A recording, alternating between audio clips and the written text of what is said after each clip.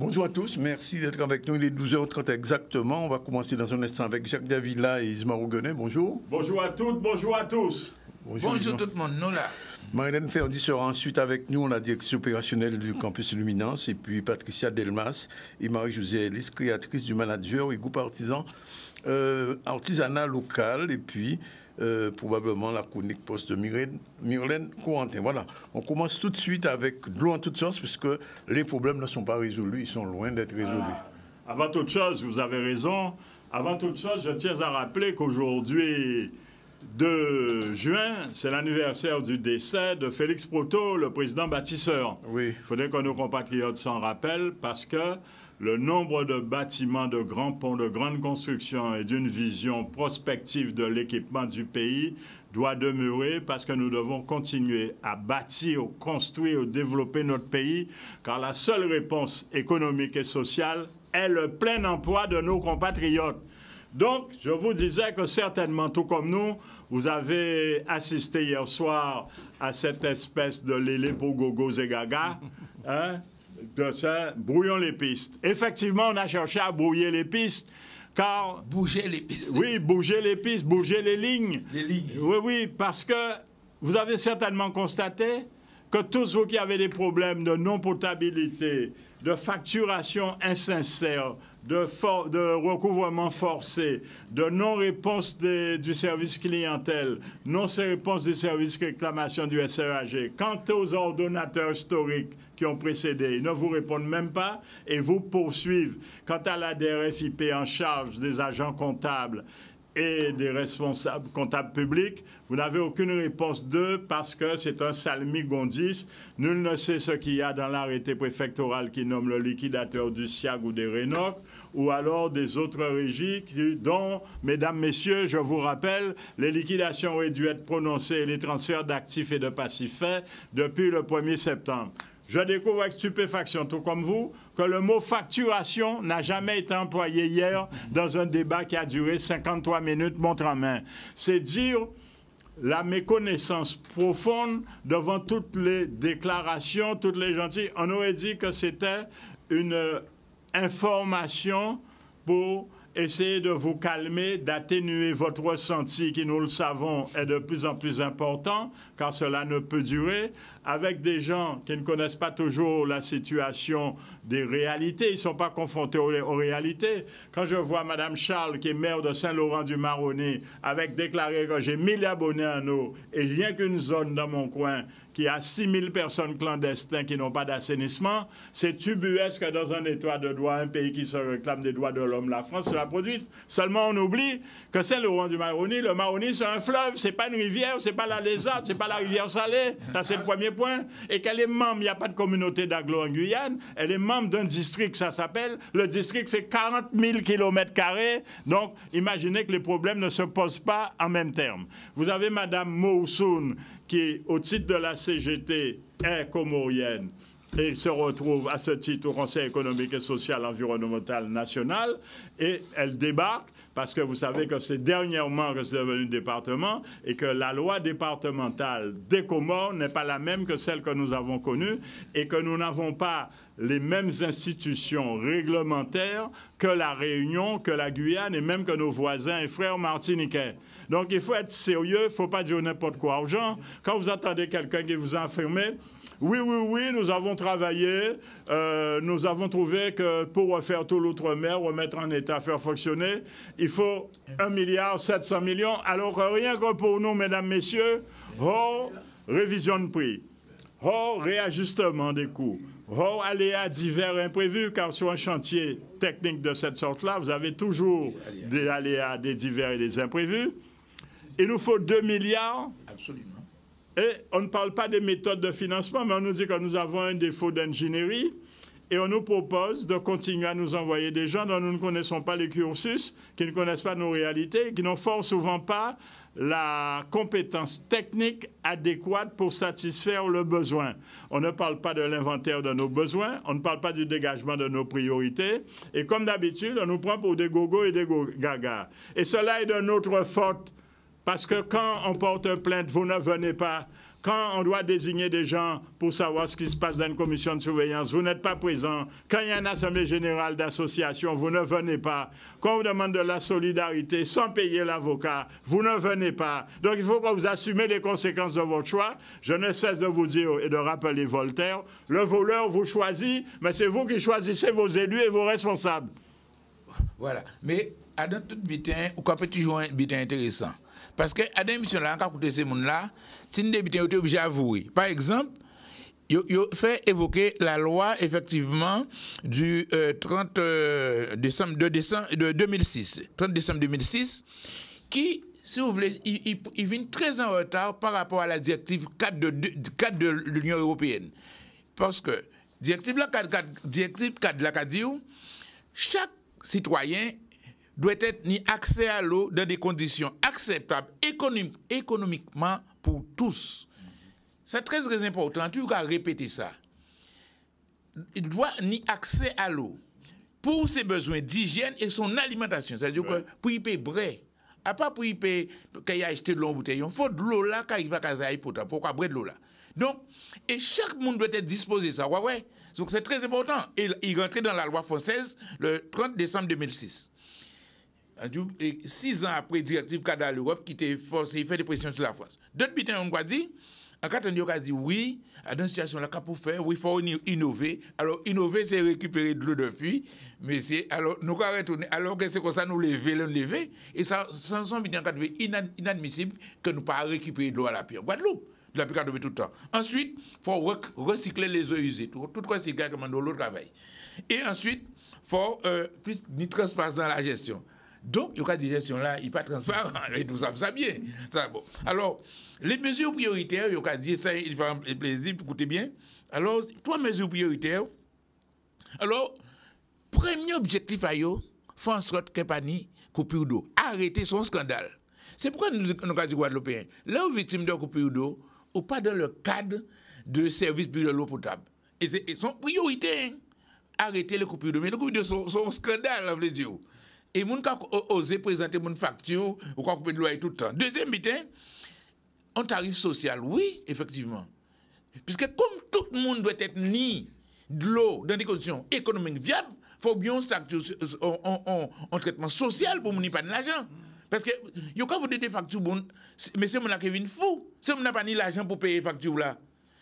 Un troisième bitin, on va dire, alors river en droit opposable à l'eau. C'est-à-dire le droit opposable au logement, etc. C'est-à-dire qu'en fait, il faut obligatoirement qu'il y ait de l'eau. Quand personne est important, il pays là. Mais en fait, il est là si on vote le droit à l'eau. La France est très en retard. Quand il est depuis un temps à Hollande, vous regardez faire ça, il traîne, pas faire ça. Jusqu'à maintenant, il traîne encore. Il traîne alors qu'ils ont relancé encore le droit à l'eau. Donc, moi, je dis que, écoutez les mesures à Olivier Serva, il est intéressant aussi, Olivier. Il faut nous gérer les fuites d'eau. Bon. Nous savons que c'est pourquoi, d'accord, Jacques, il faut nous nier des milliards, au moins 2 milliards pour louer l'assainissement. Parce que si pour nous boucher vite, nous pouvons finir. Nous pouvons finir, il faut mettre un réseau neuf. Le réseau neuf n'est pas bon. L'homme n'est pas bien, pas bon. Ensuite, le coût de l'eau. Il dit gratuité, ça juste. Il dit les premiers mètres cubes d'eau, qui est un monde malheureux, pauvre, qu'on se fait gratuit. Il faut nous arriver à ça. On ne peut payer, d'accord, on ne peut pas payer. Comme il n'y a droit à accès à l'eau. Et puis pas payer. Il faut un volume d'eau qui est gratuit, c'est très important. Et dernier bitin là, c'est le problème de l'assainissement. Il dit qu'ils sont en situation catastrophique. Si nous ne pouvons pas résoudre le problème à l'assainissement en Guadeloupe, nous allons laisser la Guadeloupe dans un état de nous avons attrapé des épidémies. La Guadeloupe est pourrie, comprenons. De l'eau sale mal, quand tout pas trois pays là. Nous ne pouvons pas baigner. Nous voyons que nous baigner dans la mer, mais la polluer en Guadeloupe.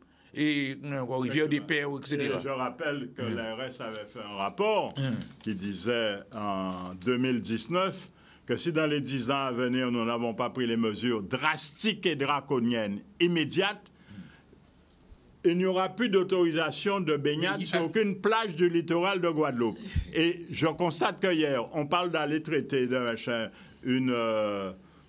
quelqu'un qui voulait faire du bouilli a dit oui, il faut qu'on traite les eaux. Les stations d'épuration font des rejets qui sont inacceptables. Mais tout le monde a omis de parler d'un élément qui ne cesse de défrayer la chronique, ce sont les plaisanciers avec leurs bateaux qui rejettent ce qu'on appelle des eaux grises et personne, qui est le terme administratif, ce sont les eaux de rejet des bateaux. Vos eaux sont des eaux usées quand vous en êtes servi, ceux des bateaux sont des eaux grises. Et on se retrouve avec, l'ARS n'en a pas parlé, mais de droit, parce que quand vous faites un prélèvement dans l'eau que vous ne pouvez pas faire parce qu'il y a des sargasses ou parce qu'il y a autre chose, parce que tout le monde sait que sur le littoral, il y a énormément de gens dont les fosses septiques sont devenus des puisards, donc des outils, c'est des trous où tout tombe dedans, et ça n'a aucune vertu épurative. Donc, il faut que les choses soient sérieuses. On ne parle pas des eaux grises et nous savons tous que partout où il y a des bateaux qui mouillent, non seulement l'encre détruit les coraux et le fond, quand on fait le lever-mouillage de l'encre, hein, on dépose et qu'on l'enlève, mais ensuite le bateau il rejette. Les gens qui vont à l'île du Gosier nagent dans de la pisse et de la merde. Les gens qui vont à Sainte-Anne-Saint-François nagent dans de la pisse et de la merde vu le nombre de bateaux au mouillage. Y compris les bateaux de croisière. Hein. Mais oui. Le croisière aussi. Non, le bateau de croisière est, paraît-il, raccordé à Basse-Terre, ce qui est surprenant, et paraît-il est raccordé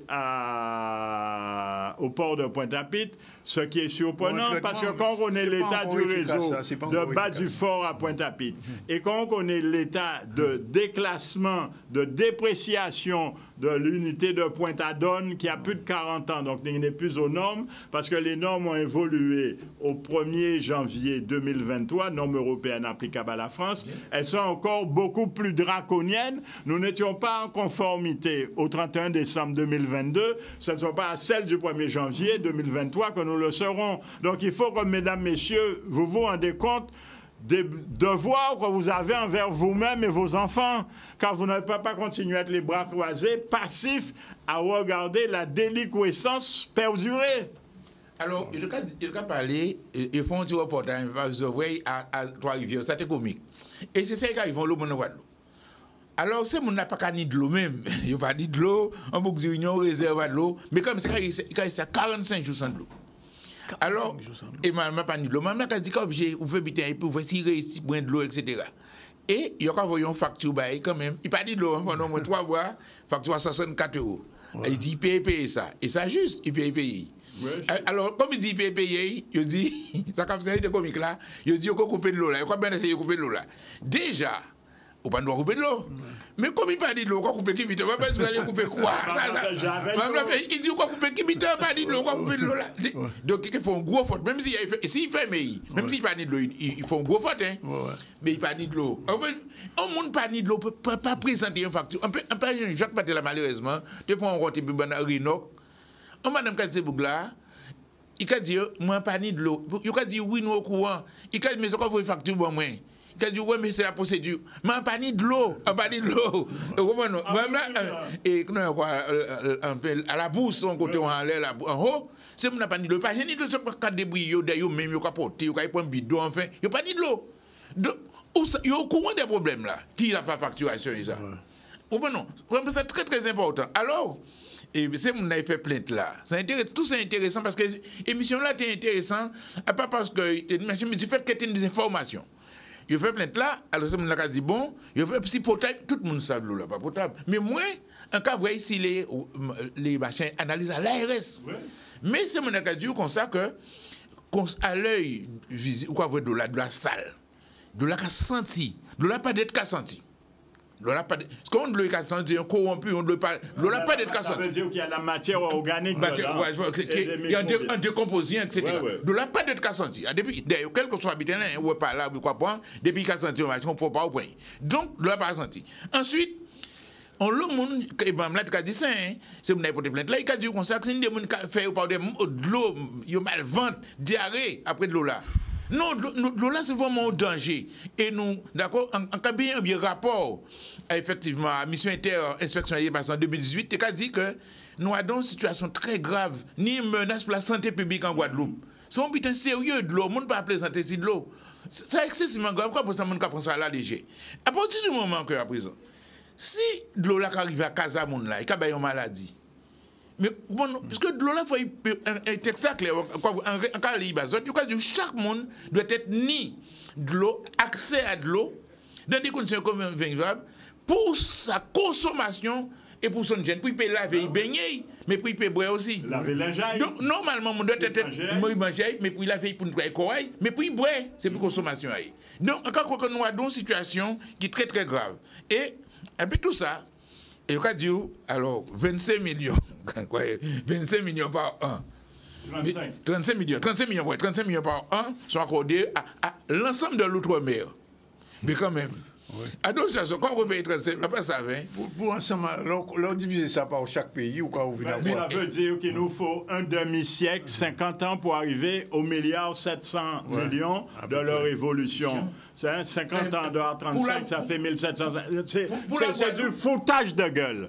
C'est irrespecter les gens. Quel que soit le dôme, le Rhum ou le territoire d'outre-mer ils sont, c'est un manquement aux règles. Et si nous ne nous prenons pas en main collectivement, ou région par région, territoire par territoire, département par département, nous n'allons pas y arriver parce que ces gens-là se moquent de nous, parce que nous avons fait preuve de trop de résilience et le ressenti colérique qui est en train de monter, il doit s'exprimer pour mettre fin à cette mascarade. C'est une mascarade. Alors, sauf que, par exemple, quel que soit le problème là quand même, même si compétence ça, c'est le comité d'aglo, c'est le syndicat SMGAG, mais l'État français, ils ont une responsabilité en tant que pour tout ce qui est santé, par exemple, tout ce qui est la responsabilité sanitaire, la sécurité sanitaire. Ah oui, la sécurité, de même que la sécurité publique aussi, même si là, ça relève de la sécurité intérieure, il y a une loi dessus. Bien. Alors, donc, sinon, on débat citoyen qui fait, et ils font un rapport en 2020, ils expliquent, et vous voyez, tout ces gens-là, les responsables d'État, tout ça. Et pour le monde, pas faire, pour machin, quand une situation là, c'est une situation sanitaire là, qui est grave en dos là, qui est menace, et vous voyez aux Nations Unies. C'est ça, tout ça intéressant. Et 5 rapporteurs aux Nations Unies, qui en charge effectivement des problèmes de l'eau, de l'assainissement, de logement, on série d'habitants, ils vont mettre en place santé à monde et menace monde.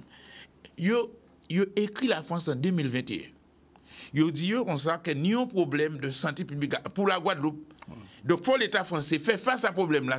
Il n'y a pas de réponse. Pas de pont, bien qu'il fait. Vous montrez, hein? Parce qu'il y a 5 rapporteurs dans 5 domaines concernant la protection des individus. Et là, demain, il ne peut pas répondre. Pour montrer bien que c'est un problème qui est énorme, et ne peut pas laisser ça. Là, regardez, c'est qu'à passer d'autres côtés, par exemple, comme Martinique, ça peut être comme nous, hein, en Guyane différent, mais en même temps, il y a donc caca aussi, parce qu'il peut même contrôler la population là. Et comme son côté, qui n'est l'or, or par ailleurs, et bien, quand il arrive, c'est Mercure, qui a tombé de l'eau là. Ça c'est grave, hein? Mercure n'a pas aluminium, hein? Ça là, c'est un danger immédiat de boulanger. Nous, dans notre pays, encore, c'est notre produit. Pas Mercure, notre produit aussi dangereux. Des produits, il n'y a pas d'être dans l'eau là. Même. Ça, c'est interdit. Des métaux lourds comme ça, ne pas d'être là. Donc, en fait, dire que faut effectivement les pouvoirs publics et les font butin pour sortir dans l'état la nuit là. Parce que nous ne pouvons pas rester comme ça. Oh! Jean nous là, nous là pour 100 ans. Nous pas venir pour volonté de dire bon et non ça inadmissible. Nous ne pouvons pas mettre vie à mon danger, mettre santé à mon dans l'avenir parce que mine de rien, nous sommes très touchés par les phénomènes de cancer, de maladies dégénératives. Nous sommes très touchés par ça. Et regardez bien nous mais quant à un médecin martiniquais fait une étude et qui a montré comment c'est inadmissible le nombre de cancers de la prostate qui est en Martinique. Il n'y a pas que la prostate, il y a tous les autres cancers dérivés, les effets dirimants induits par un cancer qui se développent. Les métastases sont vagabonds, ça circule, hein, c'est infiniment petit, ça circule, ça se reproduit comme les êtres humains se reproduisent. Eh bien, mesdames, messieurs, il n'y a pas que le chlordécone. Il faut que nous battons juridiquement pour améliorer la recherche des autres pesticides. Absolument. Parce que prenons le cas d'un produit qui a été utilisé antérieurement à le chlordécone dans la canne à sucre, c'était le képone. Est-ce que vous savez que le képone aujourd'hui, il est établi scientifiquement et l'ANSES, qui est l'Association nationale de sécurité et de l'enseignement de la santé, découvre avec stupéfaction que le képone que nous utilisons dans tous nos champs de canne pour détruire les niches à poules bois et les fourmis manioc contenait du chlordécone et que le chlordécone a changé plusieurs fois de nom. Donc, nous devons prendre des mesures pour tout contrôler. que ce soit la facturation, que ce soit l'assainissement, que ce soit les bateaux qui polluent nos eaux, que ce soit l'eau potable. L'autre jour, on a fait de la non-potabilité sur des rivières parce qu'il y avait des trucs bécoviennes à la ravine aux écrevisses et à un autre endroit là-haut, à Bois-David. Est-ce que c'est sérieux si nous ne pouvons même pas aller à la rivière, ni aller prendre un bain, même un bon de pied, ou tenir ou deux crabes, parce que les crabes sont contaminés? Nous mangions des palourdes autrefois, nous mangions des bourgots, nous avions ce qu'on appelle des portugaises, c'est des moules portugaises dans tous les palais tuviers. À présent, tout le monde a peur de manger ça. Une question, messieurs. Les eaux qui sont mises en bouteille en Guadeloupe, quel est leur niveau de qualité aujourd'hui? On fait confiance aux fabricants et on suppose parce que... J'ai d'autres informations, on ne va pas diffuser aujourd'hui. Non, mais parce qu'elles sont sévèrement contrôlées. C'est déjà mieux. C'est plus contrôlé dans la journée, plusieurs fois dans la journée. Non, c'est beaucoup plus contrôlé. C'est beaucoup plus contrôlé que le SMGAG. Ah oui, aucun rapport. Ça n'a rien à voir. Et puis, il n'y a pas qu'à circuler dans un réseau, canalisation qui est insalubre, vous comprenez? Non, on l'a dit, une différence nette. À part qu'il n'y a pas de problème, mais ce n'est pas le même niveau. Et puis, il puisse contrôler, puis surveiller. Ah ouais, c'est normal, si quelqu'un vient en bouteille, ou que sans état d'âme. Ils ont un autocontrôle, ils ont un matériel de temps moderne, du personnel. Il faut tirer ça pour CAPES. Oui, parce que pour eux, les sources, on va prendre directement. Il ne faut pas traiter. Mais non, mais ce qui s'est passé, il faut dire la vérité pour CAPES. CAPES avait sa source sur son territoire, et un de nos compatriotes qui pis balin qui pour monde, a fait une manœuvre avec pesticides dans un point haut du territoire. Le propriétaire de CAPES ne savait même pas quelle était la limite de sa propriété dans la montagne. Il n'a jamais été plus loin que l'endroit où il est. Donc, il s'est retrouvé dans une situation, comme le monsieur a utilisé des produits pesticides qui, par ruissellement, ont dérivé dans sa source. Ça a été la première installation de charbon actif de la Guadeloupe et qui fonctionne jusqu'à maintenant, très bien entretenue et tout. Donc, si bien que ce n'est plus une eau de source, c'est une eau de source traitée. Ah oui, et qui satisfait. Et l'eau... Il y a son concurrent installé à Petit-Bourg qui prélève de l'eau agricole et de l'eau normale, dite potable. Il la retraite avec une installation ultra moderne. D'accord. Alors, par contre, il y a un point que je souhaiterais dire. Il faut qu'aux informations, on dise la vérité. On nous montre une dame dans l'émission d'hier soir qui est aujourd'hui maire d'une commune la plus haute de notre territoire. Et qui, à l'époque, on la présente comme premier adjoint allant voir une station d'épuration avec des problèmes, des trucs. Mesdames, Messieurs, il faut savoir qu'il faut envoyer des gens compétents vous représenter pour choisir quel est le procédé de station d'épuration adaptable à nos réalités. Ce type de station, un coup de sécheresse ou un coup d'eau de pluie surabondante, comme ça s'est passé pour Fiona, la station est morte comme si des arbres allaient résoudre à tout jamais le problème de filtration des microbes. Il faut être sérieux. Il faut que ça cesse et ça dépend de vous. La balle est dans votre camp. Je termine en vous disant simplement que la goutte d'eau sera enfin sur le plateau, puisque j'ai reçu la confirmation, et je vous tiendrai informé, et nous aurons l'occasion de parler avec vous en direct ici. Anti-information, parce que vendredi et 9 juin, au CGES, nous avons en conférence, beaucoup de parole si de l'eau à robinet là, on risque pour sortir à nous. Alors c'est Rudy Juillet et David Huck, des gardes de l'association à l'ULKP, donc pour la semaine prochaine. Mais c'est très important pour mon en région là, d'écouter ça parce que à cette soir au CGOS. Donc il faut y aller et pour nous rejoindre les associations qui défendent les usagers réellement. Pour nous faire ça, c'est indispensable. C'est indispensable. Voilà. Merci messieurs. Et à la semaine prochaine, il y aura des autres que nous connaissons goutte de l'eau et on informe les autres pour nous faire une bonne émission avec eux. Voilà. On prend la première pause, on se retrouve tout à l'heure pour le développement du journal et la suite de nos invités, Marie-Hélène Ferdi, Christelle Mademoiselle, Madame Coulon, Patrice Delmas et Marie-Josée. Bonjour à tous, je vous remercie d'être avec nous sur cette deuxième partie du ZCL. On va recevoir dans l'ordre Madame Ferdi. Bonjour. Bonjour Monsieur Zandronis. Elle est là en tant que directrice opérationnelle du campus Luminance. Merci. Pas de chronique aujourd'hui? Eh bien non, aujourd'hui j'ai l'honneur et le privilège d'être votre invitée. Merci. Et je reçois Cécilia Coulon. Bonjour. Bonjour. Elle est chargée de la culture, de la communication, chef de cabinet de la DAC et aussi vendeuse de jardin. C'est ça, exactement. Merci d'être avec nous. Pour l'instant, on fait un petit tour du côté du CMA sur un reportage de Michel Lepape. C'est parti. Alors, nous sommes aux Abîmes aujourd'hui pour pouvoir démarrer l'apprentissage tôt. L'apprentissage tôt, c'est une formule que nous avons mis en place pour pouvoir aller à la rencontre sur tous les territoires. Là, nous commençons ce soir par Cap Excellence, mais nous irons sur tous les territoires de la Guadeloupe pour pouvoir apporter des informations sur l'entreprise, pour pouvoir les sensibiliser et pour qu'ils puissent enfin recruter des apprentis. Aujourd'hui, nous sommes sur le territoire des Abiens pour pouvoir sensibiliser, mobiliser tous les acteurs économiques des entreprises pour pouvoir former nos jeunes, essayer de leur donner un avenir certain, parce que vous savez que l'apprentissage aujourd'hui, quand on est bien formé, eh bien, on est inséré directement dans la vie professionnelle. L'apprentissage, il y a un essor, on va dire, depuis 2 ans. Et on veut justement continuer ce dynamisme. C'est pour ça qu'on va faire le tour de l'apprentissage pour pouvoir faire comprendre nos entreprises en passant sur le terrain l'intérêt de l'apprentissage et de prendre un apprenti parce que c'est une formation par l'excellence. Les professionnels, ils viennent écouter les informations et ensuite ils nous demandent des jeunes pour pouvoir les former parce qu'il faut former la relève de demain. Je pense qu'il faut prendre le taureau par les cornes. Voilà, il faut peut-être mettre en place un plan Marshall au niveau de l'apprentissage. Les chefs d'entreprise ne sont pas, je dirais, contre d'accompagner un apprenti. Maintenant, il faut leur donner les moyens de faire en sorte que ces apprentis, notamment sur le plan comportemental, soient prêts à se faire accompagner.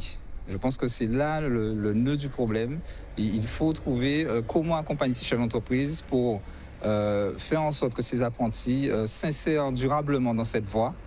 Puisque ce n'est pas le métier qui est difficile à acquérir en termes de compétences, c'est vraiment l'attitude vis-à-vis de ce métier qu'ils souhaitent, qu'ils choisissent ou pas parfois, puisque bien souvent ce sont les parents qui poussent ces jeunes vers certaines voies, et ce jeune, il peut adhérer ou pas. Et justement, ce temps d'apprentissage peut être plus ou moins long et laborieux. Il y a des métiers où on a des apprentis, mais il y a des métiers qui sont sous tension, par exemple comme les plombiers, comme les électriciens. On a du mal à recruter des apprentis. Et donc, c'est pour faire passer le message parce qu'aujourd'hui, en Guadeloupe, il est difficile de trouver un plombier, alors qu'on va chercher à les former pour pouvoir dynamiser ce métier, pour pouvoir avoir moins de pénurie, et pour que quand les clients, quelqu'un en particulier, appelle un plombier, pour qu'il puisse avoir un plombier chez lui. Et pas seulement des plombiers, parce que en matière de, par exemple, de recyclage de l'appareil audiovisuel, par exemple, en panne, il n'y a plus personne. C'est-à-dire quand votre frigo est en panne, quand votre chaîne IFI est en panne, quand votre radio, votre transistor est en panne, poubelle. Donc, c'est pas très, très bon. Donc, c'est une bonne initiative de la CMA, mais il faudrait la poursuivre dans tous les domaines et surtout dans le recyclage. C'est très important. Madame Ferdi, ouais, bonjour, merci. Alors, aujourd'hui, vous n'êtes pas en chroniqueuse, vous êtes en invité. En invité, pourquoi? Parce que votre structure, le campus Luminance, a pris une grande initiative historique. Ça, c'est un peu exagéré. Mais oui, c'est vrai, c'est une initiative historique. C'est-à-dire que nous avons pris une grande initiative. Par contre, ça, je suis d'accord avec vous. Mais c'est une initiative qui s'inscrit vraiment dans le cœur d'activité du campus et pas seule, heureusement. Parce que jamais on n'aurait pu porter ce projet seul. On a la chance qu'elle soit portée par déjà Guadeloupe la Première, qui est notre principal partenaire, mais pas que. La collectivité régionale, l'Académie et l'Université des Antilles et des entreprises privées comme Caraïbes Corporate Network, entre autres. Alors, c'est quoi cette initiative historique? Alors, cette initiative, on va déjà la nommer. Donc, ça s'appelle les Rencontres de l'audiovisuel de la Guadeloupe. Donc, c'est un projet que nous avons depuis, avec le pôle audiovisuel de Pointe-Noire, bien sûr, depuis 2019, mais bien sûr, à cause de la crise sanitaire, nous avons dû reporter à plusieurs reprises. Et c'est un projet donc, qui se décline en 4 étapes. Alors, on va déjà dire que c'est un salon. C'est un salon d'information, d'orientation sur les formations et les métiers dans le secteur de l'audiovisuel. Voilà. Donc, c'est un petit salon qui est ciblé, avec un type de public ciblé. Et pour cette première édition, nous avons fait le choix de nous intéresser particulièrement à la formation initiale. Alors, pour que le public comprenne ce que c'est que la formation initiale, c'est les jeunes scolarisés au lycée et les étudiants. Donc ça, c'est notre public cible. Donc, mais les cette lycéens. cible, elle est nombreuse quand même en Guadeloupe? des lycéens et des étudiants, il y en a beaucoup. Oui, enfin, combien de lycées Il y a lycées. Simplement, nous avons fait le choix de pouvoir travailler essentiellement avec les publics qui s'inscrivent dans le périmètre du campus. Mais c'est aussi faire prendre conscience à tous que nous avons un vivier extraordinaire dont je me suis rendu compte quand j'ai travaillé sur le terrain avec tous les acteurs, on n'avait pas conscience. Par exemple, on ne sait pas qu'il y a 6 lycées en Guadeloupe qui ont la classe option audiovisuel et cinéma. Et c'est l'un des territoires qui nous sommes l'un des territoires français qui avons autant d'options audiovisuel et cinéma. On a 2 lycées qui ont la spécialité audiovisuelle. Pour comparer avec nos voisins de la Martinique, en Martinique, il y a un seul lycée, c'est le lycée Bellevue qui a l'option, et ils n'ont pas de spécialité. Idem pour la Guyane. Voilà. Donc, ça donne déjà un ordre d'idée. Mais pas que. On a aussi ce BTS des métiers de l'audiovisuel à Pointe-Noire. Et aussi, on a la licence culture... projet culturel que nous avons à Saint-Claude, au Camp Jacob, mais qui a un volet... La licence des arts, c'est ça. Voilà, mais qui a un volet aussi audiovisuel, puisque la responsable de cette licence nous a assuré qu'elle souhaiterait aussi travailler sur ce volet audiovisuel. Donc, ça donne un peu... rapidement, je fais un peu un état du vivier que l'on a ici. Et puis, bon, on a tout récemment l'école Courtrajmé, qui est une école sans condition de diplôme et gratuite qui a ouvert à Pointe-Noire. Et là, je ne parle essentiellement que du vivier scolaire. Je ne parle pas de la formation continue. Donc, ça veut dire que derrière, on doit être en mesure de pouvoir leur apporter des réponses. Et c'est vrai que cette année, on a eu énormément d'appels de parents inquiets et autres qui nous posaient des questions sur ces filières. On a eu énormément de demandes de lycées, d'établissements, de collèges. Et malheureusement, on n'était pas capable de répondre à toutes ces demandes parce que tout ça s'inscrit dans le cadre de l'inscription à Parcoursup. C'est la raison pour laquelle l'événement va se dérouler en novembre, un mois avant l'ouverture de Parcoursup, de telle façon que ces jeunes, le salon puisse leur apporter des réponses en termes de formation, mais aussi en termes de métier. Voilà, avec cette formation, vous pouvez faire tel métier, mais aussi en termes d'emploi, mais aussi parler un langage vrai. Le dire que, bon, si tu veux exercer tel métier dans le cinéma, l'audiovisuel ou autre, ça veut dire que les week-ends, on oublie. Le soir, on oublie. Ça veut dire que, voilà, il y a un rythme et la mobilité obligatoire, et puis, si possible, être à l'aise dans les langues étrangères, et particulièrement l'anglais. Alors, je crois que savoir aussi que pour ce salon, enfin ces rencontres de l'audiovisuel, il y a un petit concours qui va être lancé. Je dis bien qui va être lancé. Alors, on a eu, alors avec nos partenaires, et notamment Guadeloupe la Première, on a eu l'idée de lancer un concours. Donc, on a un monde de cet événement. Alors, il faut savoir que ce concours, on ne donne pas de date. Donc, soyez à l'écoute. Il va bientôt, ça sera au mois de juin, qui va être lancé incessamment sous peu, qui s'adresse à n'importe quel lycéen résident en Guadeloupe, n'importe quel étudiant résident en Guadeloupe, quelle que soit la filière, quelle que soit. Et donc, pour pouvoir... Même s'il n'est pas dans la filière audiovisuelle. Quelle que soit la filière. D'accord. Et j'ai même lancé un pari que le gagnant, je suis persuadée que ça ne sera pas quelqu'un qui soit issu de la filière. Ouais. Qu'est-ce qu'il doit faire? C'est un petit teaser, c'est le teaser de l'événement, 30 secondes. Et donc, quand on va lancer le spot, puisque Guadeloupe la Première va faire la communication à ce moment-là, et donc on va leur expliquer toute la démarche et il y aura des prix assez intéressants. Alors, je pose quand même la question, que vous avez cité Guadeloupe Première 2 fois. Ce seul partenaire pas que. Alors, nous avons l'ensemble des médias qui sont partenaires. Alors, nous avons aussi la DAC. Ah bon, la DAC la DAC, partenaire. Nos partenaires, ce sont toutes les structures privées et publiques qui jouent un rôle majeur et qui seront partenaires et qui seront présents à la cérémonie d'ouverture. Je ne peux pas toutes les citer. Les partenaires institutionnels, ça va de la DAC, mais ça va aussi... L'université, par exemple. L'université est pilote du campus. Donc, ils sont d'office. ils sont d'office partenaires, mais pas que. Nous avons aussi... tous les médias, nous invitons tous les médias parce que dans ce salon, il y aura aussi des animations, une conférence, masterclass et autres. Toutes ces animations, elles ont pour finalité de répondre toujours, apporter des réponses en termes de métier, emploi, formation. Et des exposants. Aussi, alors il n'y aura pas que des exposants. Donc les exposants, c'est qui? Ce sont des personnes qui proposent des offres de formation dans le domaine scolaire pour les lycéens dans le cadre post-bac. mais on a invité aussi des exposants qui viennent de France. Donc nous avons l'INA, qui a une palette de formations très intéressante, aussi bien dans la formation continue qu'initiale, et notamment avec une formation qu'ils vont mettre en avant, c'est la formation diplômante d'animateur radio. Nous avons aussi l'Université Paris-Panthéon-Sorbonne, parce que nous aussi, on veut changer un peu le regard et que les gens arrêtent de croire que quand on fait du cinéma audiovisuel, c'est forcément une grande école. On peut aussi avoir une bonne formation via les filières universitaires. Et enfin, bien, la grande école du cinéma, que tout le monde connaît dans le milieu et que le public va apprendre à connaître, la FEMIS sera présente. Juste une dernière question. Un petit peu a priori comme ça. Qu'est-ce que vous attendez de ces rencontres audiovisuelles?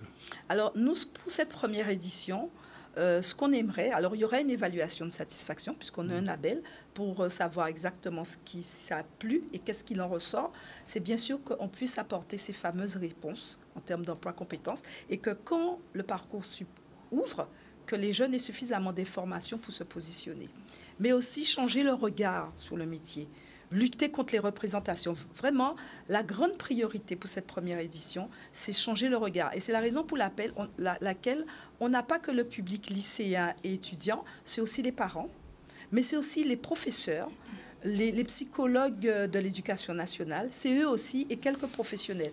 Pourquoi? Pour pouvoir modifier le regard qu'on a sur ce secteur et qu'on comprenne que ça peut être un vrai métier et on peut gagner sa vie. Mais simplement, il faut accepter les contraintes. Merci Mme Verdi. Je me tourne vers Mme Cécilia Colon. C'est sa première visite en tant que responsable de la DAC, puisqu'on la connaissait sous d'autres auspices. Bonjour, merci d'être là. Alors, deux petits mots quand même sur la DAC pour les gens qui ne savent pas. En gros, la DAC, c'est quoi en Guadeloupe? C'est une bonne question. Oui. Alors, la DAC, c'est la Direction des Affaires culturelles. Elle représente le ministère de la Culture sur le territoire guadeloupéen. Et elle a plusieurs services. Elle a le service Pôle Création, qui est tout ce qui est spectacle vivant, cinéma, audiovisuel, art visuel. Donc, c'est-à-dire c'est pourquoi Mme Féodi vous a cité tout à l'heure. Oui, certainement. Oui. On est obligé de collaborer, vu ce projet qui est super intéressant, qui permet, par rapport à ce qu'elle dit, de changer aussi le regard, d'expliquer que ce sont des métiers. Voilà, nous aussi, on travaille à la professionnalisation avec la Direction des Affaires culturelles, donc la professionnalisation des techniciens, des artistes et tout ce monde qui fait la culture en Guadeloupe. Alors, est-ce qu'on peut dire que la DAC chapeaute toute la culture en Guadeloupe? Presque. Mais il n'y a pas que le spectacle vivant ou les arts visuels, parce que c'est l'archéologie, c'est aussi le patrimoine, les monuments historiques, donc c'est tout ce qui est préservation des monuments, de faire attention lorsqu'on va construire quelque part, de vérifier s'il n'y a pas des vestiges archéologiques par rapport à notre histoire, donc de préserver et de valoriser notre histoire et notre culture. Voilà. Et le patrimoine immatériel, c'est vraiment beaucoup de choses, la DAC. On ne s'en rend pas compte. La DAC s'occupe de carnaval quelquefois aussi? Non, ça par contre, non. Des expositions autour du carnaval. Ah, des expositions. Par exemple, s'il y a une maison du carnaval ou un musée du carnaval demain. Elle participera certainement sur l'aspect muséal. Oui. Voilà, sur le livre. Sur le livre. Sur le livre aussi, effectivement. Voilà. J'ai oublié, livre et lecture. Oui, on travaille. Le Centre national de la lecture. Voilà, on est vraiment en collaboration avec le CNL sur toutes les actions, parce qu'on participe sur Partir en lire, sur la nuit de la lecture, sur tous ces événements et sur tout. Alors, vous êtes ici aussi parce que c'est la fête des jardins, c'est ça? La fête des jardins, les rendez-vous au jardin. Mais on peut dire que c'est la fête des jardins. Les rendez-vous au jardin. C'est une manifestation qui existe depuis 20 ans maintenant, c'est la 20e édition. C'est le ministère de la Culture qui a mis ça en place en national. Et ça fait plusieurs années que cette action, elle est redirigée sur le territoire. Donc évidemment, nous n'avons pas les grands jardins bien propres, bien clean qu'il y a en Hexagone, mais on essaie de mettre en avant toutes ces personnes qui travaillent dans les jardins, qui travaillent à la terre et qui mettent en avant leur savoir-faire. C'est pas du jardin créole, c'est du jardin fleuri. Il peut y avoir du jardin créole. D'accord. Parce que là, nous avons une vingtaine de jardins. Il y a le jardin botanique de Déhay, par exemple, le jardin botanique de Basse-Terre, il y a le Val-Ombreuse, mais il y a aussi des petits jardins. Par exemple, nous avons le jardin du Paradis à Gosier, où c'est une dame qui a son jardin et qui a envie de le faire découvrir aux aux particuliers, aux personnes qui ont envie de venir voir ce qu'elle fait et comment c'est quoi sa vision du jardin. Alors cette année, en plus, on a une thématique qui est les musiques du jardin. Et la DAC a fait un appel à projet pour accompagner plusieurs jardins à mettre en place des animations culturelles autour de cette thématique, qui est les musiques du jardin. Donc on a plusieurs lieux qui vont offrir des animations, des ateliers, des animations, du conte. Dans les jardins. Dans les jardins. Oui. Du conte, des animations musicales, des ateliers autour des sons. Oui. Ce que procure, qu'est-ce que dans les jardins, qu'est-ce qu'on entend? Les animaux, les criquets, les grenouilles, le vent dans les arbres, toutes ces petites choses qui rendent qui donnent une ambiance spéciale. Il y a donc des événements depuis aujourd'hui qui sont plus en direction des scolaires, mais sinon à partir de demain et jusqu'à dimanche, c'est en direction du grand public. Et il y a vraiment une programmation très large et très différente. Alors, on ne va pas entrer dans tous les détails, mais quels sont les jardins qu'on pourrait visiter ou voir à partir de demain? Alors à partir de demain, il y en a au moins... Il y en a plein, il y en a beaucoup, il y en a beaucoup. Oui. Sur tout le territoire? Sur tout le territoire, de Pointe-Noire à Sainte-Anne, à Petit Canal. Vraiment, c'est très très large. Ça permet de vraiment visiter la Guadeloupe autrement. Puis c'est la fête des mères dimanche. Donc quoi de plus joli d'aller visiter un jardin avec sa maman? Oui, en fait, c'est la DAC qui sanctuarise les jardins. Voilà, c'est ça. C'est nous qui essayons de mobiliser les jardins pour qu'ils s'inscrivent dans cette manifestation nationale pour laquelle nous faisons une communication particulière et pour laquelle nous incitons les propriétaires de lieux, de jardins à mettre en avant des actions qui vont valoriser leur savoir-faire et aussi valoriser des savoir-faire d'artistes ou d'intellectuels. Quand je dis intellectuels, par exemple, le Jardin botanique de Basse-Terre fait toute une journée autour du fruit à pain. Donc il y a des ateliers autour du fruit à pain, de la consommation du fruit à pain, les vertus du fruit à pain. Donc voilà, c'est des choses très différentes dans chaque jardin parce qu'ils ont tous une programmation très différente, très et la DAC accompagne aussi les propriétaires de jardin. Alors financièrement, nous avons accompagné cette année, grâce à cet appel à projet, nous avons 7 jardins lauréats pour lesquels nous les avons aidés à mettre en place ces animations spécifiques. Pas les citer, non? Ah oui, alors il y a le musée Edgar Clair, le jardin... voilà. C'est pas mal ça. À Petit Canal, on a Marilyn Dahomey qui va faire quelque chose à Duval. Ouais. Nous avons le jardin l'écolieu Résilience qui se trouve à Sainte-Anne, qui a une belle programmation aussi demain. Nous avons, je ne connais pas tous par cœur, mais nous en avons à peu près 7 très différents des jardins. Puis on a aussi le jardin de Déhay, par exemple, mais aussi des jardins comme l'écolieu qui sont très différents dans la dynamique, l'approche aussi de comment travailler la terre, puisque l'écolieu est vraiment sur une démarche de responsabilisation par rapport à l'environnement, sur retourner à la terre, retourner à la consommation de ce qu'on a sur le territoire et non d'aller consommer ailleurs.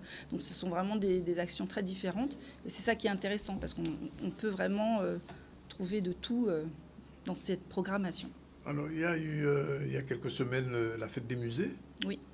Là, c'est la fête des jardins. Peut-être la nuit des musées. Ce sera quoi? C'est la fête de la musique? Oui, bientôt, c'est la fête de la musique. Et il y a aussi les journées européennes de l'archéologie. Il y a du patrimoine aussi, journée du patrimoine. Les journées du patrimoine, c'est en septembre. C'est en septembre, ça va venir. Voilà. Mais sinon, on a les journées archéologiques aussi qui ont lieu dans 2 semaines. Oui. Qui sont très intéressantes. Ça consistera à quoi, ces journées archéologiques? Les journées archéologiques, ça permet de mettre en avant les métiers autour de l'archéologie. Parce que c'est un métier... on a souvent une vision un peu globale de ce que c'est, mais en fait, on ne sait pas vraiment ce que c'est. C'est vrai que nous, cette année, la DAC va faire une action parce qu'on a déménagé et on a rapatrié les collections archéologiques qui se trouvaient dans l'enceinte du musée Edgar Clair. On les a rapatriées à la DAC. Oui. Et donc, on va faire visiter notre dépôt archéologique, nos collections, et expliquer aussi justement c'est quoi la richesse de l'archéologie en Guadeloupe, surtout un territoire comme celui-là, avec les vestiges coloniaux, mais aussi... Le rendez-vous, ce sera au Moule? Ça sera à Baïf, mais après, il y a d'autres actions qui sont faites. Il y aura aussi, nous, des visites à Trois-Rivières, des fours à chaud et des fours à potier. Donc voilà, non mais on travaille, hein. Oui, mais monsieur Zantronis. À vous entendre, on a le sentiment. Oui, en tout cas, première visite, donc ce ne sera pas la dernière visite. En tout cas, on vous remercie. Merci donc, à vous. Le rendez-vous a commencé, c'est depuis aujourd'hui? C'est depuis aujourd'hui pour les scolaires et c'est jusqu'à dimanche soir. Oui. Vous pouvez retrouver toute la programmation sur l'Open Agenda. Donc vous tapez Open Agenda Guadeloupe 2023 et vous aurez toutes les informations. Merci Madame Colomb. On revient tout de suite à l'actualité. Micro-lycée pour permettre aux jeunes en décrochage. C'était encore une initiative pour sauver des jeunes qui sont quelquefois en perdition. Au portage, Michel Depape, on regarde. Alors là, nous sommes dans un espace où il y a différents organismes de formation dans le CFA PAG et le Greta Guadeloupe, mais nous sommes le micro-lycée de la Guadeloupe. C'est un établissement scolaire sous l'autorité du rectorat de la Guadeloupe et entretenu par la région dans le cadre de ses responsabilités, qui scolarise les jeunes qui ont été en rupture scolaire, en décrochage, comme on dit, depuis plus de 6 mois et qui veulent reprendre l'école, donc des jeunes entre 16 et 25 ans en moyenne, qui reprennent une formation pour obtenir un baccalauréat. Alors, il y a une vingtaine de partenaires présents aujourd'hui. Ce sont tous les opérateurs de formation, tous les acteurs sur le terrain qui rescolarisent, qui reprennent les jeunes en formation et qui accompagnent les jeunes vers une professionnalisation et une diplomation. Nous sommes un de ces opérateurs, mais nous avons voulu travailler aujourd'hui en réseau avec l'ensemble de ces acteurs de terrain afin que les jeunes aient sur un espace unique des propositions différentes correspondant à leur situation, à leurs vœux et aussi à leur âge. Pour moi, je pense que c'est bien parce que ça permet aux gens de connaître le micro-lycée plus parce qu'il n'y a pas beaucoup, à mon avis, il n'y a pas beaucoup de gens qui connaissent le micro-lycée. Et ça va permettre à plus les jeunes de découvrir le micro-lycée et s'ils ont la volonté pour continuer, ils vont pouvoir continuer. Parce que le micro-lycée, ce n'est pas trop exigeant. Dès que vous avez la volonté, je pense que vous pouvez. Alors l'intérêt, c'est de pouvoir effectivement sensibiliser les jeunes de la Guadeloupe, puisque beaucoup malheureusement sont un peu perdus et pensent que lorsqu'ils ne sont pas scolarisés, ils n'ont aucune chance. Eh bien non, le micro-lycée est là justement pour leur permettre de vivre ou de reprendre confiance en eux et se dire effectivement qu'ils peuvent y arriver. Donc effectivement, ils peuvent repartir, on leur donne confiance et ils peuvent repartir sur de bonnes bases. Et on a de très belles surprises. Il y a des élèves effectivement qui avaient décroché depuis 3 ans, 4 ans dans une situation très compliquée. Et finalement, ils ont été tellement brillants qu'ils ont pu effectivement obtenir leur diplôme et poursuivre après en post-bac. Ah oui, tout à fait, puisque effectivement c'est un tout. Lorsqu'on est en fait scolarisé, il est important d'être bien entouré et de connaître effectivement les aides qu'on peut avoir.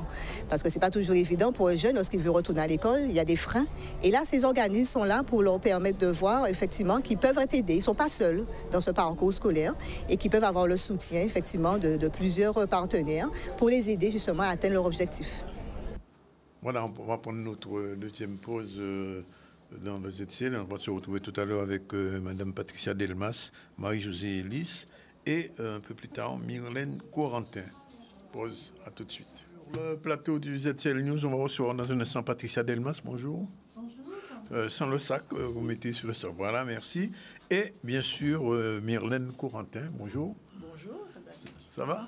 Très bien. Parfait. Avant, on va faire un petit tour dans l'actualité très rapidement et on va parler on parlait de la fête des mères tout à l'heure, mais on va parler d'abord du laboratoire Natillé. C'était hier l'inauguration au Moule. Olivier Morandel était sur place, on regarde. Attention, attends. Et maintenant, vas-y. Voilà, hop. Bravo. Le projet, il a débuté il y a un peu plus de 7 ans maintenant, suite à des douleurs chroniques que j'avais au genou en tant qu'ancienne sportive de haut niveau et que je souhaitais soulager naturellement grâce aux plantes des Antilles, puisque je connaissais leur efficacité et je trouvais ça dommage qu'il n'y ait pas suffisamment ou assez de produits efficaces, mais vraiment transparents, vraiment éco-responsables, vraiment naturels pour pouvoir prendre soin des tensions. Il faut qu'il y ait des jeunes qui collent à l'entreprise et je peux vous dire aujourd'hui, c'est plus de 600 à 700 nouveaux jeunes qui ont créé leur entreprise. L'INSEE l'a dit, il y a eu 3700 créations d'entreprises en Guadeloupe. Nous avons accompagné toutes ces entreprises, mais surtout ces jeunes qui ont créé des aides avec l'ARDA, aide régionale au développement, et avec l'ARIS, aide à la modernisation de l'entreprise. Donc c'est une fierté pour nous d'être au Moule aujourd'hui avec ces jeunes que nous continuerons à accompagner. Alors il faut savoir qu'on avait déjà une marque depuis 2018. On a créé une gamme de soins pour accompagner les sportifs et les sportives. Et une fois que j'ai commencé à voir la dimension du projet, je me suis dit on ne peut pas s'arrêter à une marque et faire produire ailleurs alors que nos matières premières sont présentes localement. Donc on s'est dit, pourquoi pas créer un projet plus grand avec une étape de recherche, avec d'autres partenaires pour pouvoir faire grossir ce projet, le faire dépasser les frontières. Et aujourd'hui, elle inaugure effectivement son labo de recherche où nous sommes aujourd'hui par des discours. On disait effectivement qu'il y a la possibilité de faire autre chose en Guadeloupe avec tout ce qu'elle produit aujourd'hui et les personnes qu'elle a embauchées. Je dirais que la région a été le déclencheur pour pouvoir me faire rentrer au pays parce que tout de suite, j'ai rencontré la région suite à une visioconférence sur les aides de la région. Et j'étais encore à Paris avec une vie bien remplie et ils m'ont tout de suite dit on veut vous accompagner, vous êtes parfaitement dans le cadre de l'innovation. Et la prochaine chose qu'on veut faire, par contre, c'est qu'il faut que vous soyez de retour. Et en fait, tout de suite, ils m'ont vraiment mis en place. J'ai la chance d'avoir été accompagnée vraiment par une équipe hyper dynamique. Et en 4 mois, mon projet, il était monté et il était prêt à partir. Il a été signé, validé et je programmais mon retour au pays.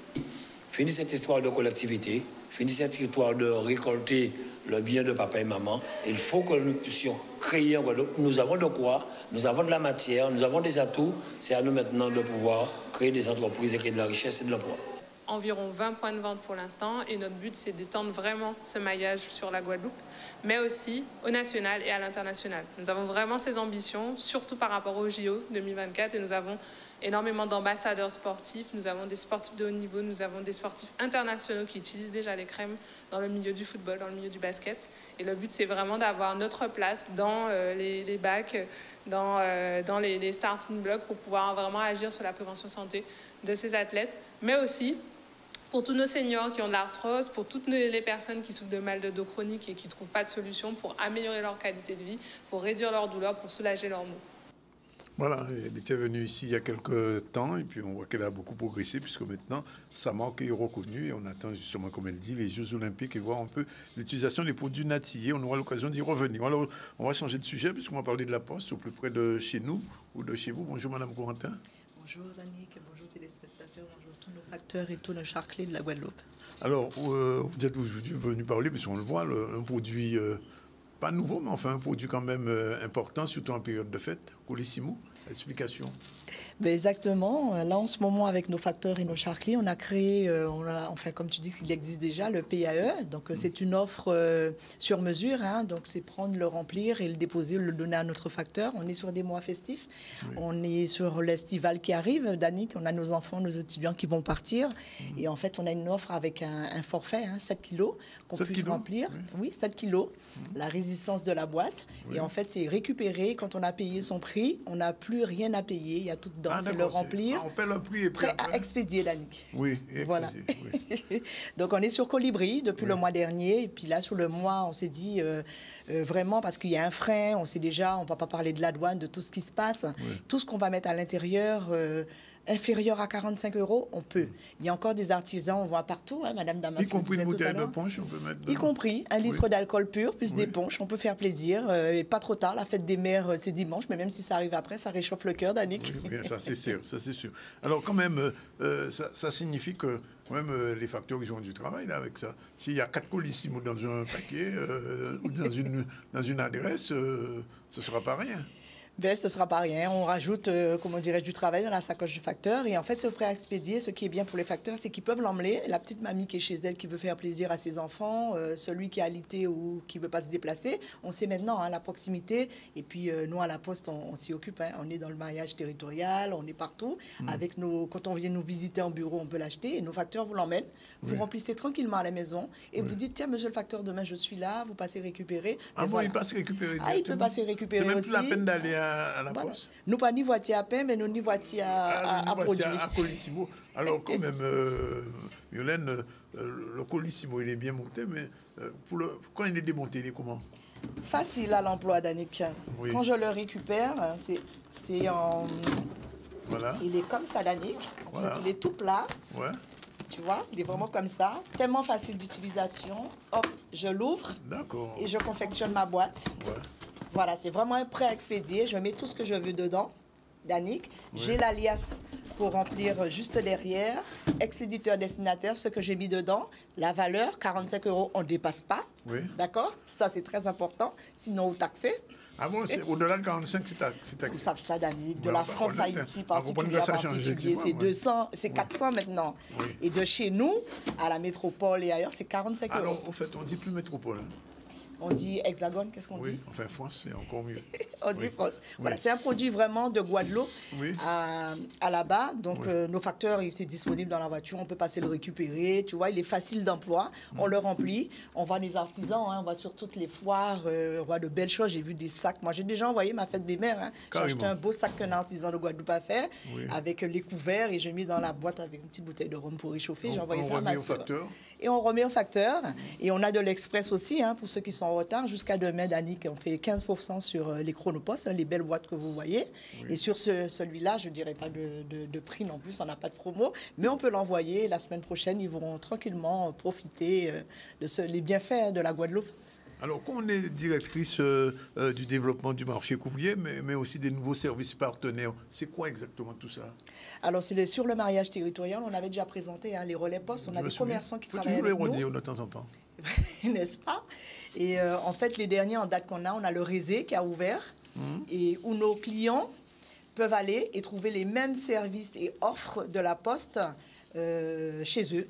Donc, l'ouverture, peut-être nous, on ferme un petit peu plus tôt, mais ils sont là. On a, par exemple, au marché des épices, un commerçant qui est là jusqu'à 18 h. Le dimanche, il est ouvert.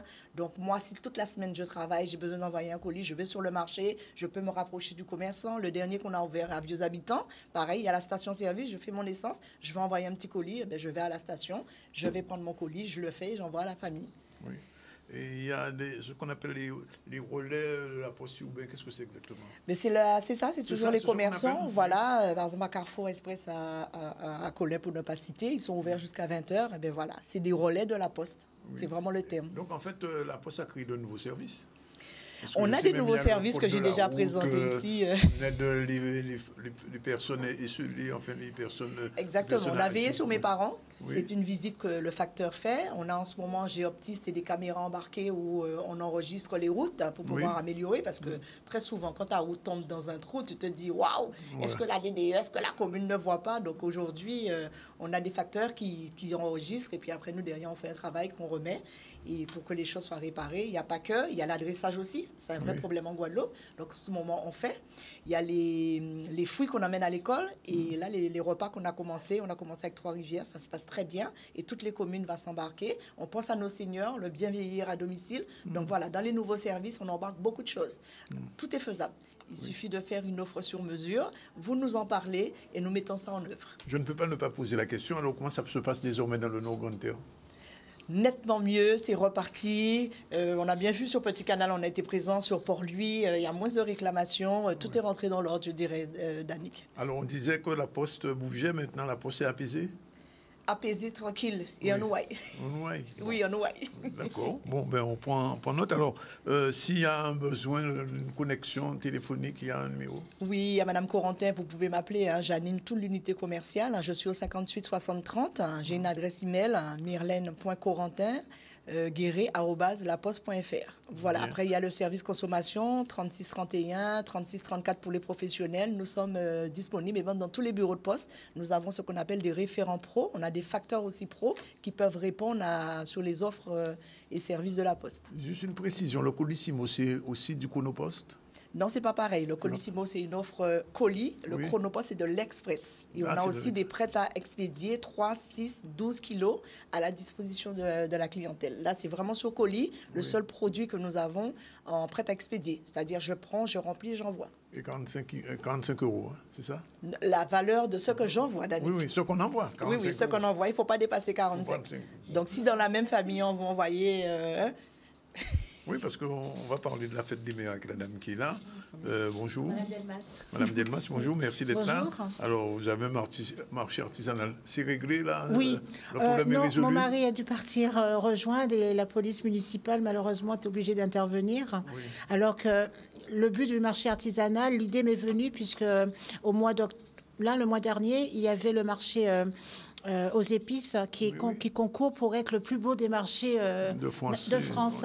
Oui. Et je me suis dit, pourquoi ne pas mettre ces dames à l'honneur, justement, puisque au mois de décembre, vous m'aviez reçu, on avait fait le marché de Noël, vous m'avez gentiment reçu. Donc on s'est dit, pour la fête des mamans, on va faire pareil, on va faire une animation. Et Ronnie Théophile nous a dit, je vous suis. Les cuisinières, je suis avec vous. Je vais vous faire un concert. La preuve, voilà son affiche. Il sera le parrain, justement, de l'événement. Et on a mis du quadrille. On va avoir du quadrille. On va avoir...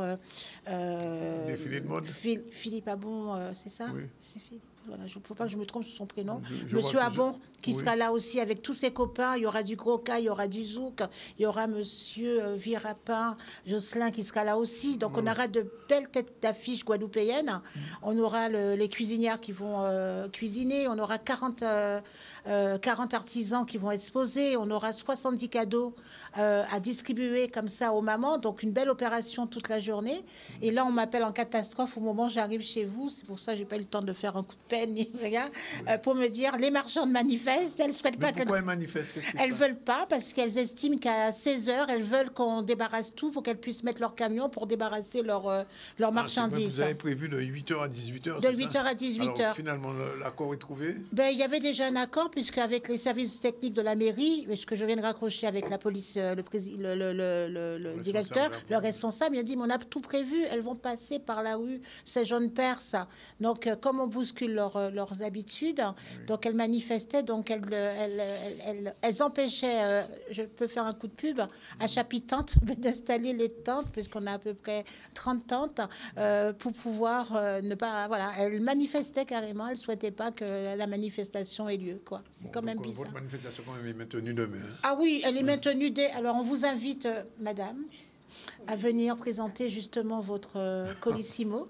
Ça sera avec plaisir. Nous avons, on va faire. Il dit toujours qu'il vient, il vient jamais. C'est dommage.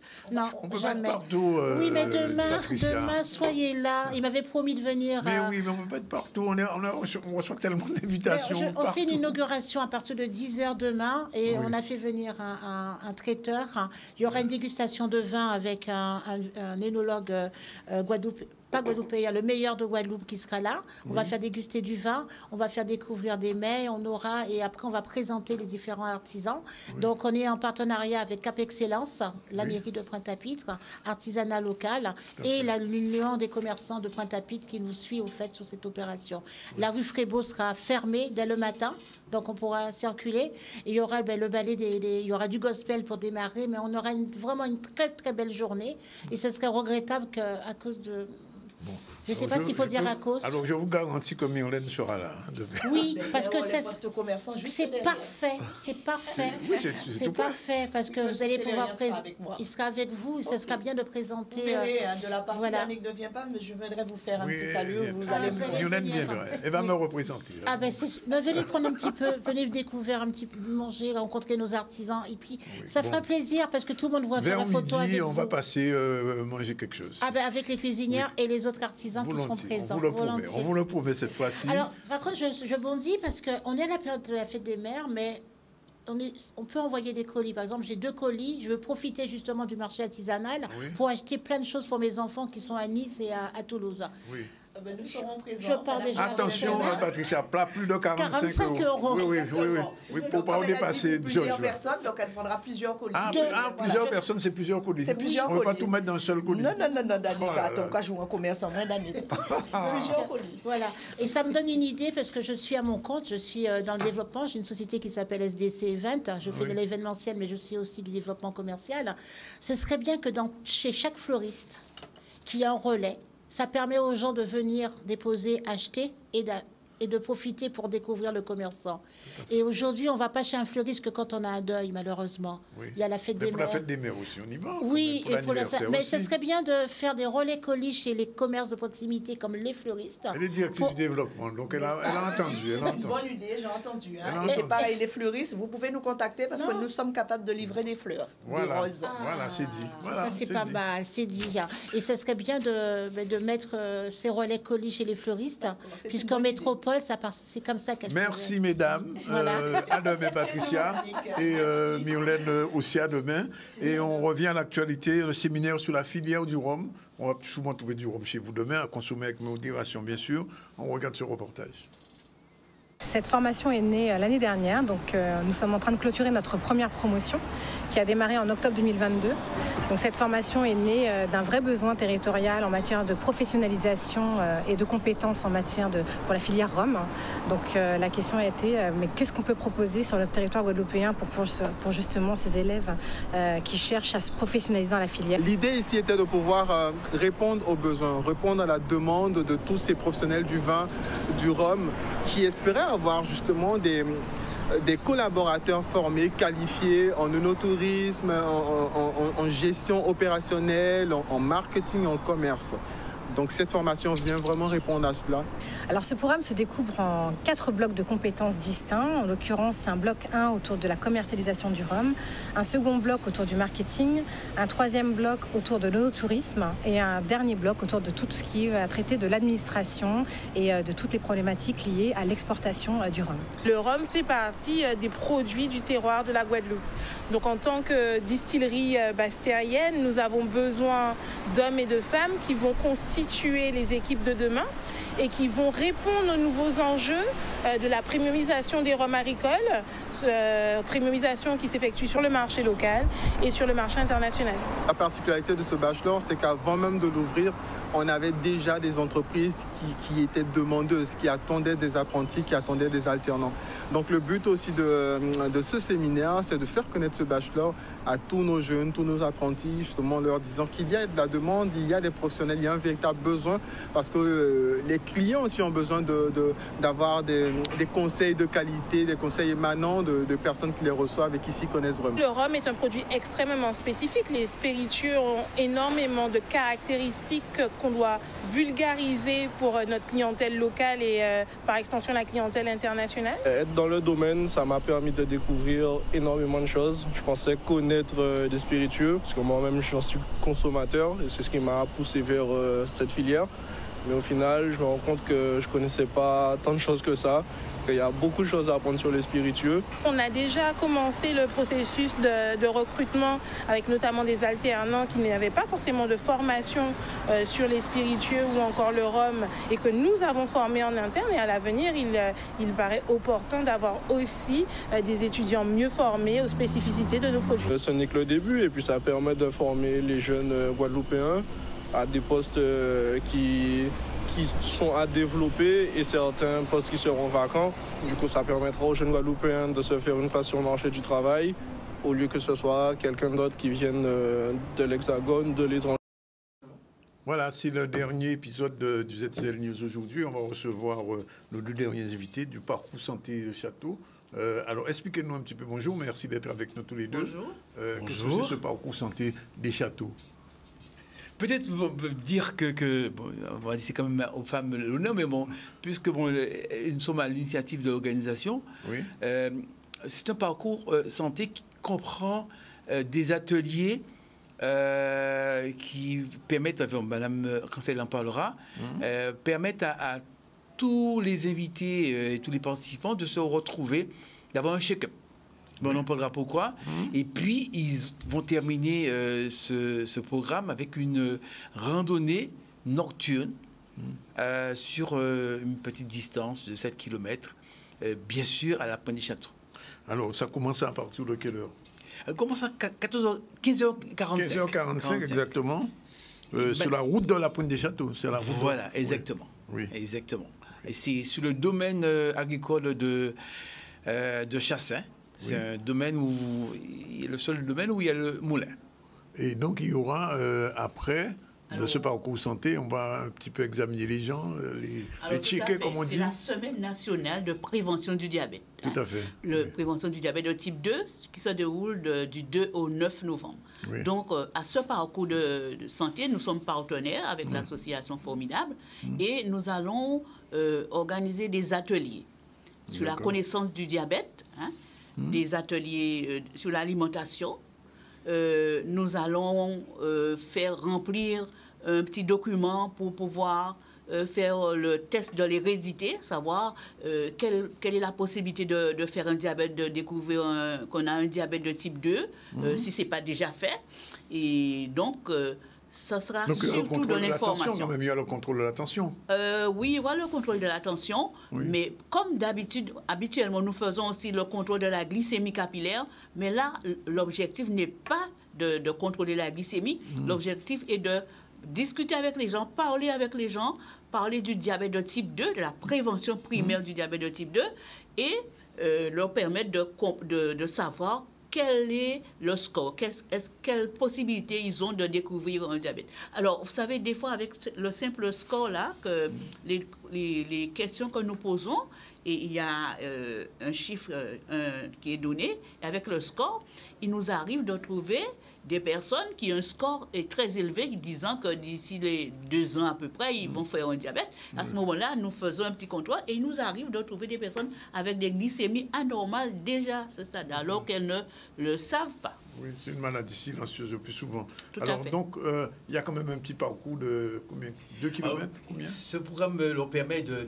faire à la fois de diagnostic, donc de la théorie, et surtout de passer à l'action, passer à la pratique, un parcours de 7 km. Vous comptez une heure et demie, quand même, hein. Ah non, c'est la seule course, c'est un parcours. C'est un parcours, c'est une marche, une randonnée. La seule forme qu'il faut avoir, c'est avoir sa lampe frontale. Bon, c'est la pleine lune, mais quand même avoir une lampe frontale pour permettre d'évoluer. Bon, c'est une vitesse. Bon, c'est vraiment une promenade. Une promenade de santé, on va dire. De santé. Voilà, on est d'accord.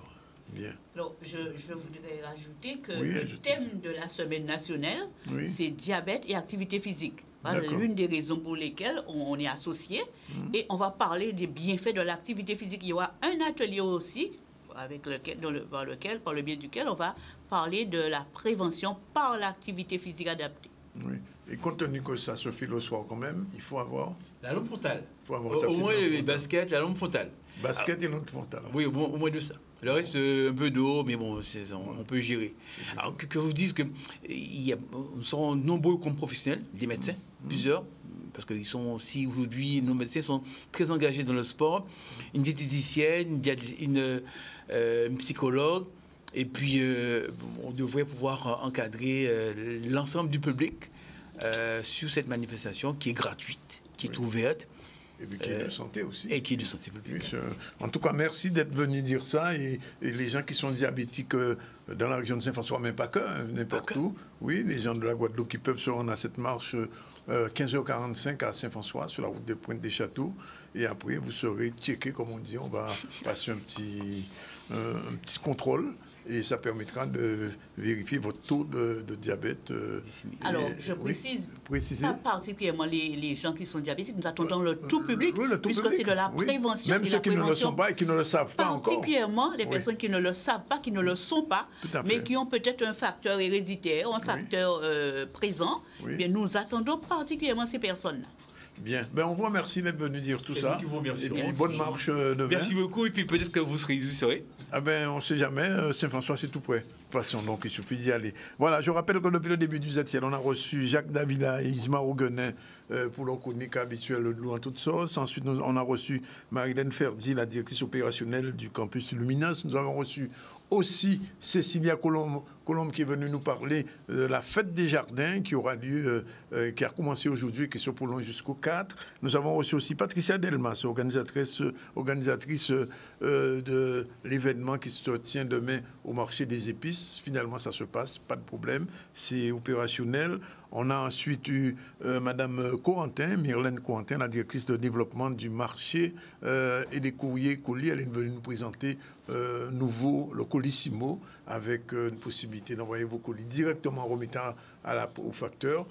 Il ne faut pas dépasser la jauge, c'est 45 kilos. Sinon, on a fait un tour du côté du CMA, de la Chambre des métiers, qui essaie d'accompagner des jeunes artisans, le micro-lycée pour les élèves en décrochage. Et nous sommes allés au Moule, où la nouvelle marque Natillé, ça y est, c'est lancé. C'est une doctoresse en pharmacie guadeloupéenne qui a lancé ce produit-là et qui espère peut-être pour les jours qui viennent, c'était l'inauguration du laboratoire Natillé, pour le sport, pour les JO, c'est d'une marque guadeloupéenne, c'est une guadeloupéenne, vous la voyez, qui est en train de lancer un nouveau produit qui sera au niveau guadeloupéen, mais au niveau mondial. Et puis, on vient de recevoir, pour la marche de la Pointe des Châteaux, ce sera demain.